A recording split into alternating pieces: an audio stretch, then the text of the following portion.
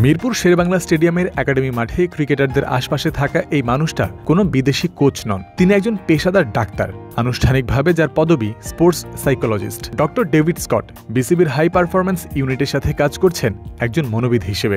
দৃঢ় মানসিকতা বজায় রাখা, আচরণগত দিক নিয়ে কাজ করা যাতে মাঠের খেলায় আসে উন্নতির ধারা, এসব বিষয় নিয়েই জাতীয় দলের রাডারে কাজ করেন ডেভিড স্কট। অথচ শুধু পাইপলাইন নয়, ন্যাশনাল টিমেরই এখন মনোবিদের প্রয়োজন হয়ে দাঁড়িয়েছে সবচেয়ে বেশি।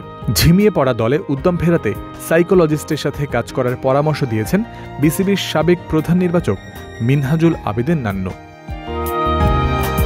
সদ্য পাকিস্তান ও তার আগে আরব আমিরাতের বিপক্ষে সিরিজ খেলে আসা লিটন দাসের দলকে যেন মেন্টাল ডিমোটিভেশন ঘিরে ধরেছে চতুর্পাশ থেকে।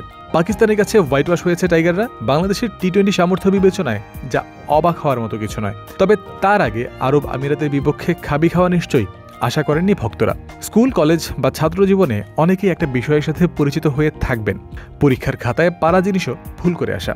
বাংলাদেশ ক্রিকেট দলের ক্ষেত্রেও বিষয়টা অনেকটা এমন হয়ে যায়। বরাবরই খোদ ক্রিকেটার থেকে শুরু করে সংশ্লিষ্টরা বলে থাকেন, লিটন, শান্ত, শরীফুলদের স্কিলে কোনো ঘাটতি নেই, কিন্তু এরপরেও মাঠে কোনো না কোনো ভুল তারা করেন, যে কারণে পরাজয়টাই সঙ্গী হয় দিন শেষে। এই সমস্যার সমাধান হিসেবে নান্নু বলেছেন মনোবিদের কথা।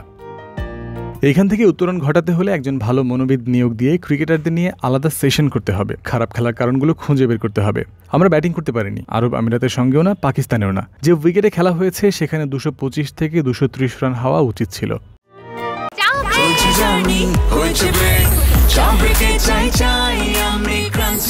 যে কোনো চা ব্রেকে বিস ক্লাব ড্রাই কেক, চায়ের সাথে আয়েশ।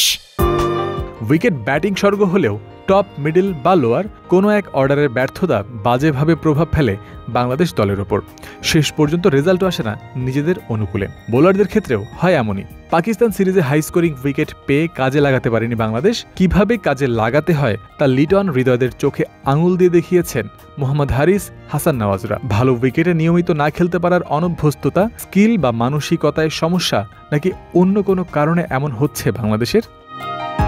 নান্নু জোর দিয়েছেন, তার মতে বাংলাদেশের হাতে বেস্ট পসিবল অপশন যা আছে সেটার সৎ ব্যবহার করে এর সমাধান করার দিকে। পাকিস্তানের ফ্ল্যাট ট্র্যাক, বল স্কিড করে ঘাস ছিল, সেখানে টেকনিক্যালি ভালো ব্যাটারকে খেলাতে হতো। নাজমুল হোসেন শান্তর ভালো করার সম্ভাবনা ছিল বেশি। টিম ম্যানেজমেন্ট কোনো পরিবর্তন আনতে পারেনি, বরং ব্যাটিং বোলিং কোথাও পরিবর্তন হয়নি, বরং মানসিকতায় নিচে নেমে গেছে। মন মানসিকতায় যত নিচের দিকে গেছে বাংলাদেশ, তা অনেকটা ঝিমিয়ে পড়ার মতো অবস্থা সৃষ্টি করেছে দলের। শুধু মনোবিদের কার্যক্রমে যা উন্নয়ন করা কঠিন, দিন শেষে মাঠের ভেতরে সব শিক্ষার প্রয়োগ ঘটিয়ে বিপক্ষকে আউটপ্লে না করলে পরাজিত তালিকাতেই নামটা পড়ে থাকবে। জয়ন্ত বিন্দু, ক্রিক ফ্রেন্সি।